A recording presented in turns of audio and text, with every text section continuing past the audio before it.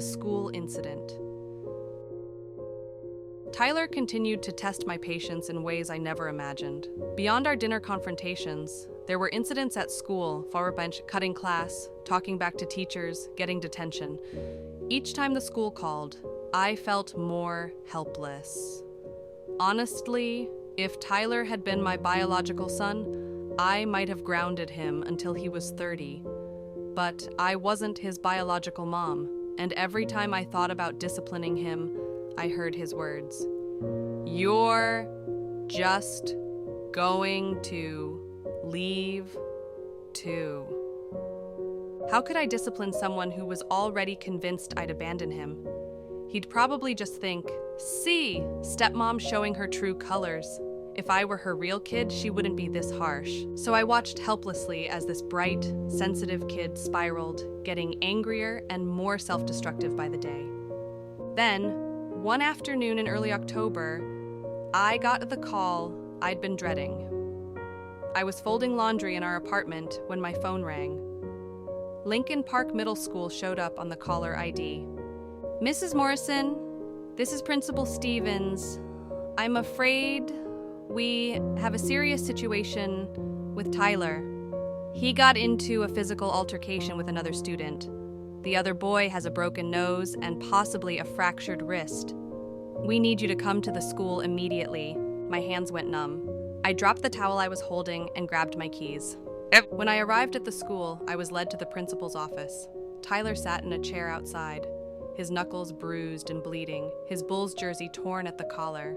He was staring at the floor, breathing hard through his nose, anger still radiating off him like heat. Seeing him like that made my vision blur. Robert had told me Tyler was a good student, honor roll, basketball team, never in trouble. But over the past 7 months, I'd watched him transform into this angry, hurting kid. And now, violence. Was it my fault? Had my presence in his life broken something in him? Inside the office, I met the other boy's parents, the Hendersons. Their son Jackson sat there with tissues pressed to his nose, his mother's arm around him. His father stood, arms crossed, glaring through the office window at Tyler. Principal Stevens, a thin woman in her 50s with gray hair pulled back tightly, gestured for me to sit. Mrs. Morrison, this is a very serious incident.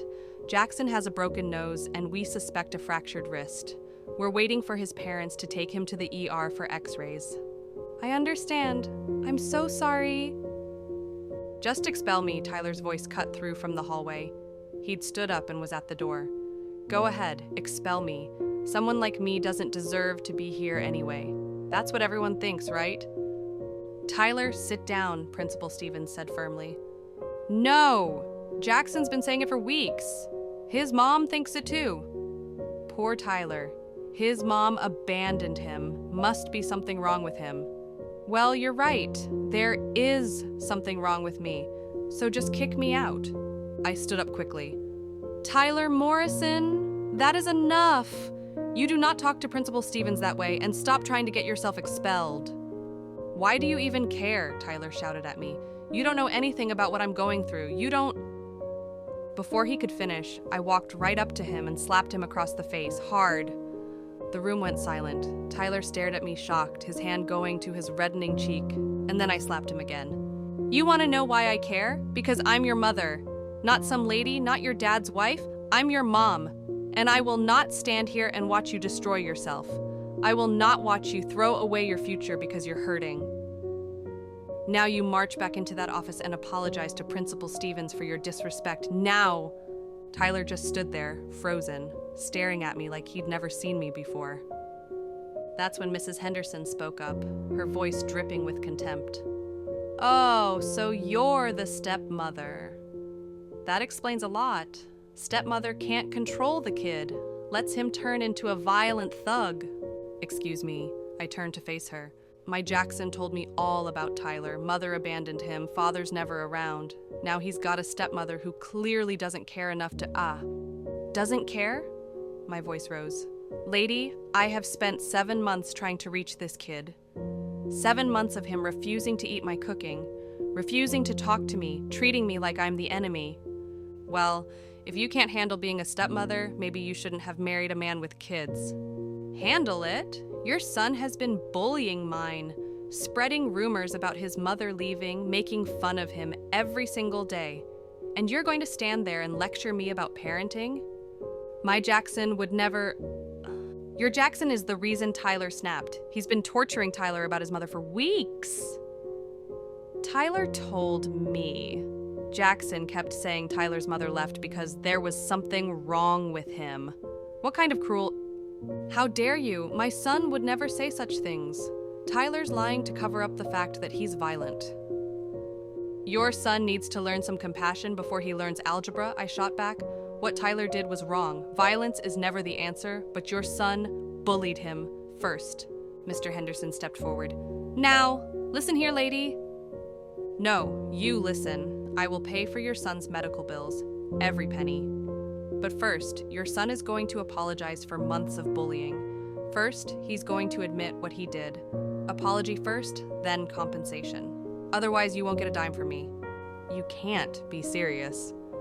Dead serious. Your son tortured mine.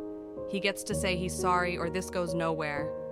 Principal Stevens tried to intervene. Mrs. Morrison, perhaps we should all calm down. But I wasn't done. I turned back to Tyler, who was still standing there in shock. And you, I said, my voice softer but firm. You're grounded for a month. No basketball, no video games, no hanging out with friends. What you did was wrong, Tyler. You don't solve problems with your fists, but I'm not gonna let these people treat you like you're the only one at fault here, either. Becoming mom. The meeting ended badly. The Hendersons stormed out, threatening to sue. Principal Stevens gave Tyler a 2-week suspension, and I didn't pay them a single cent because Jackson never apologized. His parents wouldn't make him, but something had shifted. As Tyler and I walked to the parking lot, him carrying his backpack and me carrying the weight of what had just happened, he finally spoke. Mom, that really hurt. When you hit me. I stopped walking. Did he just... You called me Mom. Tyler stopped too, looking down at his sneakers. Yeah, I did.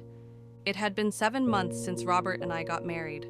7 months of Ellen or her or just silence.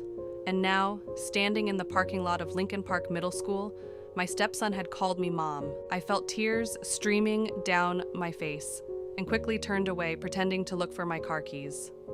We walked to my old Honda Civic in silence. Once we were inside, Tyler spoke again. Mom, I'm sorry for everything. I thought you were just with Dad because of him. I thought you didn't really care about me. Today, when Jackson's mom was attacking me, when she was saying all that stuff, I felt so alone. Like I didn't have a mom to stand up for me. But then you did. You stood up for me. You even hit me, and that sounds weird, but it felt like you actually cared, like I was worth fighting for. I gripped the steering wheel, tears falling faster now. Tyler, honey, I need you to understand something. When I married your father, I didn't just marry him. I chose you too. You're my son now, not legally on paper yet, but in my heart. And I know you're scared. I know your mom leaving hurt you so bad. But I'm not going anywhere. I promise you. I'm not going anywhere. Can you really promise that? How do you know you won't leave? Because I know what it feels like to be abandoned too. My first husband's family made me feel like I was nothing because I couldn't have kids. They threw me away like garbage. So when I met your dad, when I met you, even though you hated me, I saw a second chance. A chance to be a mom.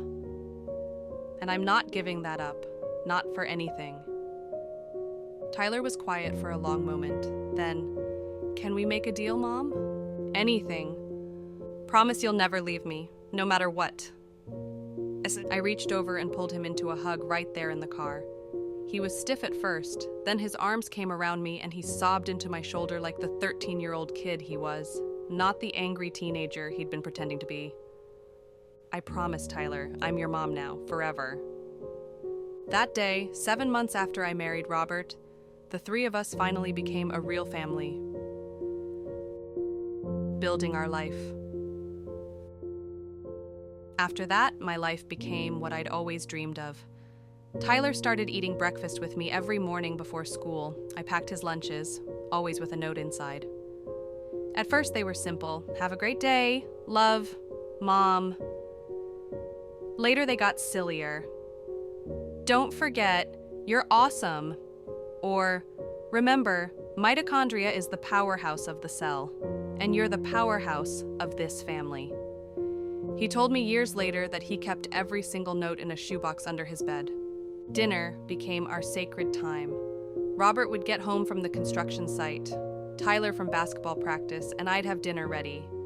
We'd sit around our small kitchen table in our cramped two-bedroom apartment and talk.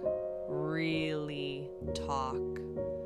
Tyler told me that when he first saw me at Starbucks that day, his first impression was actually positive.